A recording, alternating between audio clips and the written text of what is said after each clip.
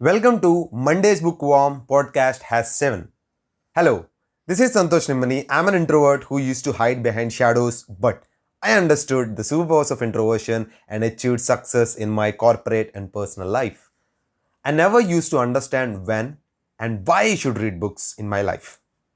So, from this podcast, I wanted to help people to make them understand why and when you should read the book. Today, I'm going to help you to know about the book 7 Habits of Highly Effective People by Stephen R. Covey. Stephen R. Covey's book, The 7 Habits of Highly Effective People, continues to be the bestseller for the simple reason that it ignores trends and pop psychology and focus on timeless principles of fairness, integrity, honesty, and human dignity. In this book, author talks about 7 habits of highly effective people. And this book have empowered and inspired readers for over 25 years. So let us go and talk about that 7 habits. But before that, I just want to tell you when you should read this book. Basically, if you are a fresher or going towards a journey which is completely new, it can be entrepreneurship, it can be job, wherever it is, you should read this book for sure. Even though if you have read this book once, it is required again to read this book to iterate or to restart your career to go to the next level. The first habit author described about be proactive. Proactive people decide how they respond to external situations or circumstances. Reactive people react according to external situations. Proactive people take responsibility and control over their fate. They say things like, I will find a solution to this problem. But reactive people's emotion depend on the environment and even it depends on the situations. They blame external circumstances and situations instead of taking responsibilities. For example, you can consider it as he has done it or he is responsible for it or government is responsible for it. It's not my fault, so and so. Author tells that the proactive person is clear about their long-term goals and aligns everything to accomplish them. He makes a list of goals, write them down like a mission statement. It clarifies your direction. The second habit which author talks about is begin within the end in mind. Be clear about the goals. If you don't have any clear plan for your life, you will probably fall into someone else's plan. Your daily actions should be aligned with them. Visualize the outcome of the goals and actions as clearly and accurately as possible before taking action. The more realistic your mental picture of the action is, the better the execution and the results will be. And the third habit which author talks about is put things first. So in this, author tells that if you want to accomplish your mission, you have to live in it day by day. Assuring the accomplishment of your mission only can happen if you can put it at high priority. Putting first things first means, according to author, rigorously prioritizing the important things in your life which are closer to your final goals, and you have to take care of them first. The rest is less important or dealt with later or delegated. So, according to the author, daily planning is often too narrow and short-sighted and leaves not enough room for flexibility.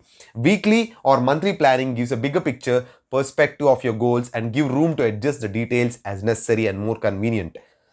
The fourth habit which author talks about is think win-win. So what is this win-win? Author gives an example regarding this and he even explains this what can be this win-win. Most people have this scarcity mentality or the mindset. So they think everything is win-lose, zero-sum game or something else, or this every situation they takes it as a competition in which winner takes it all and the loser loses it little or nothing. The problem with this mentality is that often everyone ends with lose-lose situation. Both the parties lose because they are more focused on making sure other party fails. Even that means that they have to lose themselves. Lose-lose is also a psychology of dependent people without any inner direction. Such people often prefer that nobody ever wins because then at least they aren't the only ones who feels miserable.